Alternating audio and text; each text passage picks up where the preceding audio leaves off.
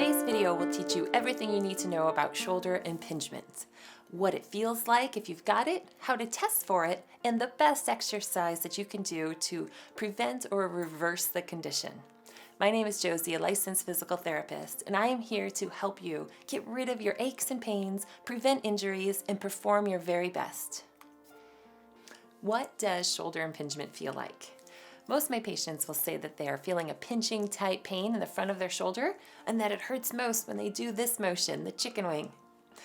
The shoulder is comprised of a ball and socket joint. We've got the ball at the top of the arm bone, and the socket is made up of part of your collarbone, the shoulder blade bone, and the labrum, which is basically cartilage in a cup shape that makes a nice deep pocket for that ball and socket to move around.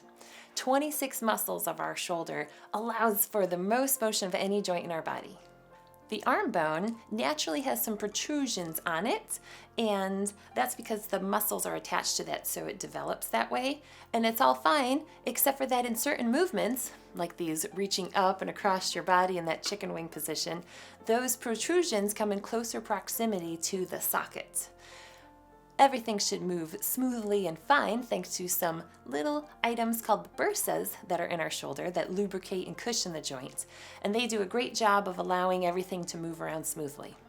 However, if we're spending a lot of time slouched, that tightens up the front of our shoulders, or if we have a certain weakness or other tightness of muscles around that area, it's not going to be enough to support and cushion that movement. Repetitive overhead motions are going to irritate those bursas and other structures inside your shoulder, causing inflammation. And that's when you get the pinching and the pain that is shoulder impingement. Some common activities that could be considered repetitive and overhead and things that would irritate this part of your shoulder would be simple things like putting your dishes away in the overhead cabinets, would be driving, holding onto that steering wheel where it's out front, and look at those shoulders, they're often rolled forward. You really want to try to keep the shoulders back when you're driving. And of course, activities like surfing or spiking a volleyball, anything that you're doing repetitively up and in front or across your body, like the chicken wing dance. So instead of that nice glide and free movement within your ball and socket joint, you're going to be getting some impact, causing some inflammation, and some degree of shoulder impingement.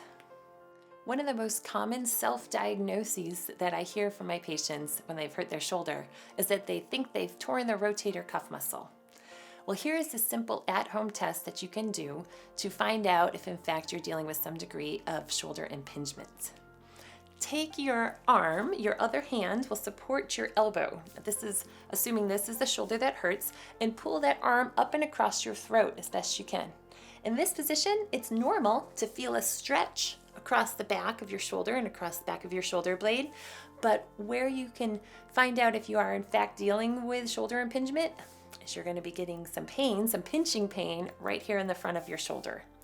That's an easy test to find out if you, in fact, are suffering with shoulder impingement.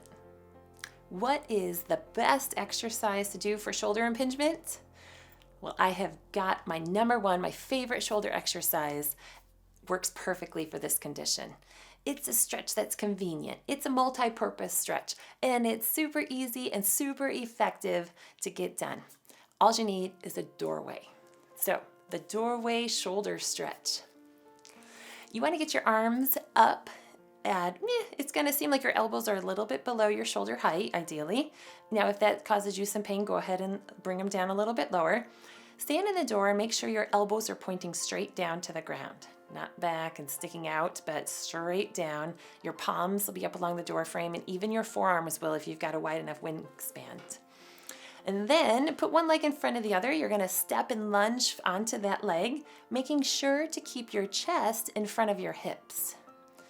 And it shouldn't take much until you feel a stretch across the front of your shoulder. Anytime that you're feeling a stretch or tension or pulling, that is a-okay, and that is what we're looking for. Hold that position for 10 to 20 seconds. Give it a break, switch legs, repeat again. And it's great to do this stretch as many times a day as you can.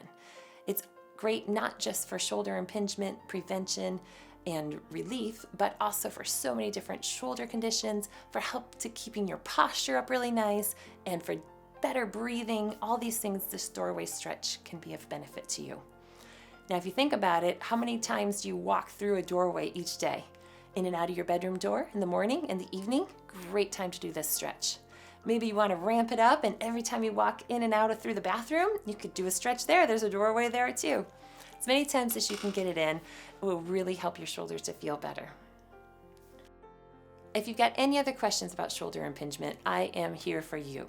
You can reach out to me through my email, josie@insightinttoinjury.com, or you can find me on any of my social media channels or through my website, always insightinttoinjury.com. Thanks for watching.